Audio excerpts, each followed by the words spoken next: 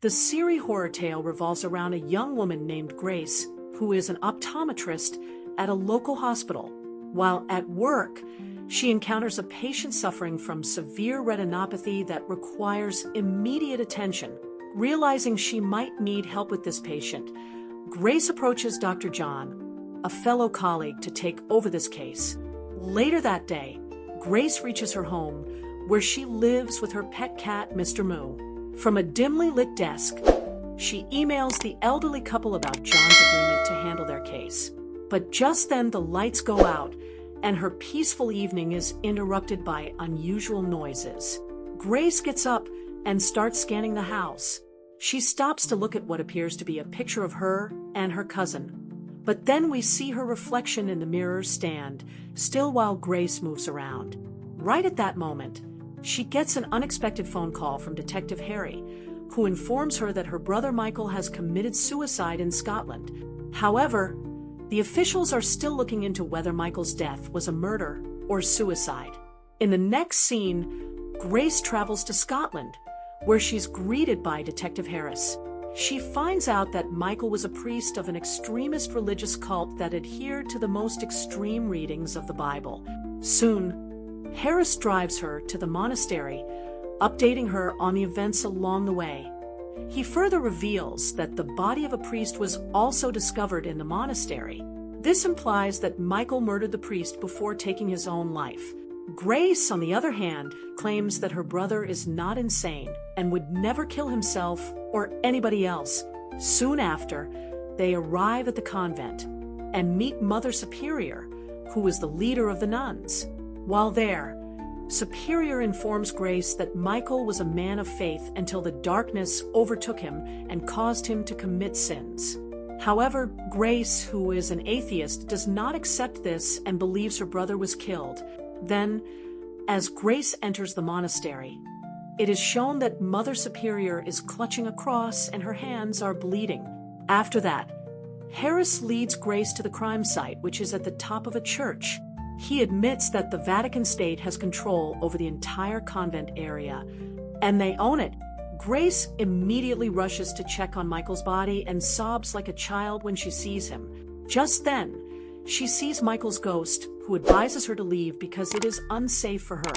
She then gets a flashback to when she and Michael were children and were trapped in a storm. Michael is helping her at the time, and he said the same thing he did just now. In the next scene, Grace awakens in a hospital, and a nun administers sedatives to her. Moments later, a newly assigned priest at the monastery named Father Romero enters the room and asks about her well-being. He asks whether Grace has a family to accompany her, but her mother is already dead, and her father is in prison for murdering her mother. Grace then expresses her concern that there was no sand on Michael's body or in his hair, although he had fallen on the beach. However, Father Romero discloses that Mother Superior had cleansed Michael's body before handing it over to the authorities. He then tells her not to worry because they will do a thorough and impartial investigation. Sometime later, Grace drives a car from the hospital to the other side of the beach.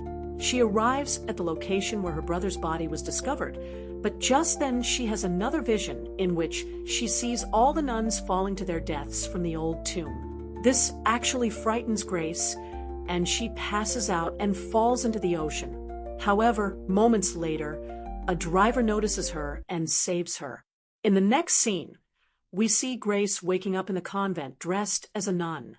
She now starts getting irritated because everything around her is weird, and she suspects Mother Superior is behind all of this.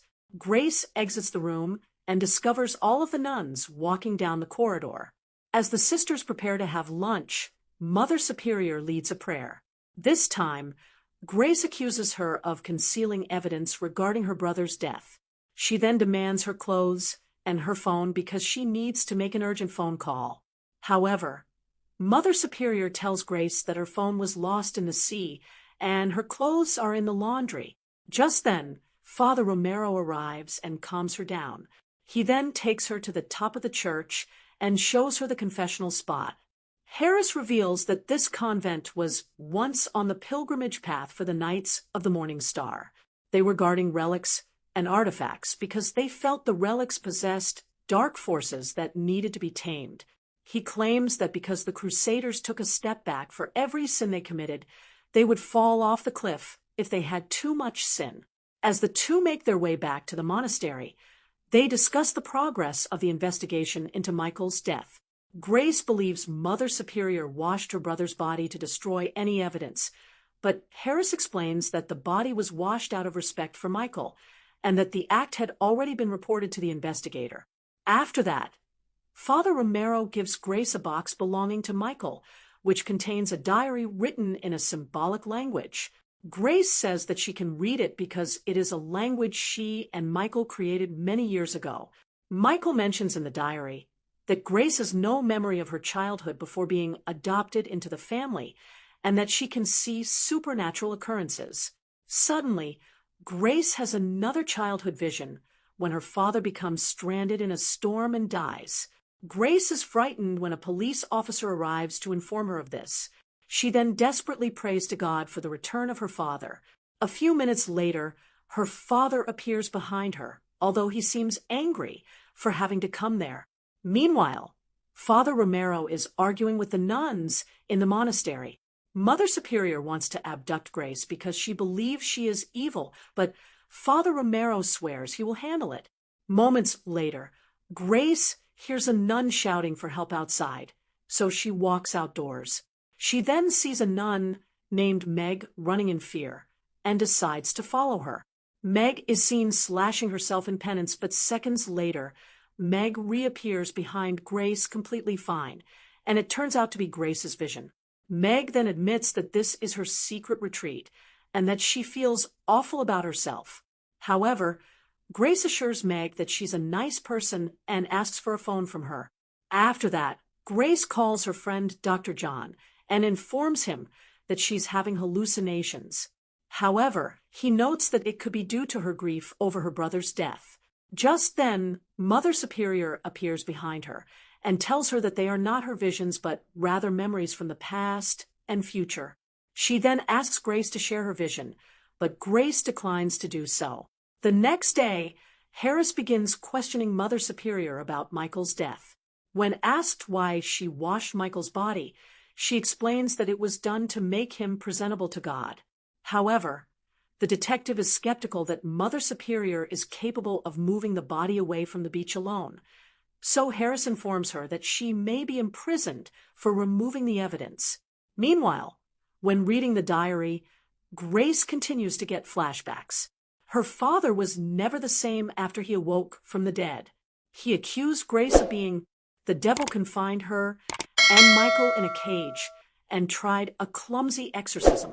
Grace's mother tried to stop the maniac, but the man had lost his mind and ended up killing the poor woman.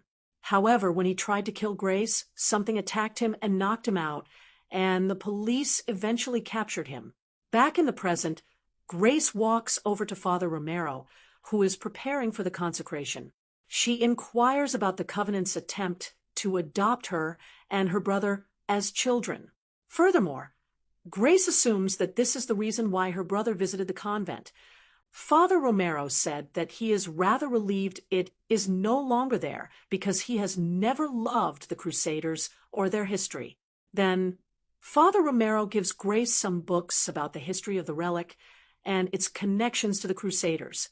The scene then shifts back to the time when little Grace and her brother were being taken to the monastery. On the way, the priest forcibly tosses Michael onto the road and tries to sedate Grace with chloroform, but suddenly the car is involved in an accident, and the priest dies on the spot, but Grace survives. Later, while reading about the relic, Grace has a vision of a little girl guarded by knights.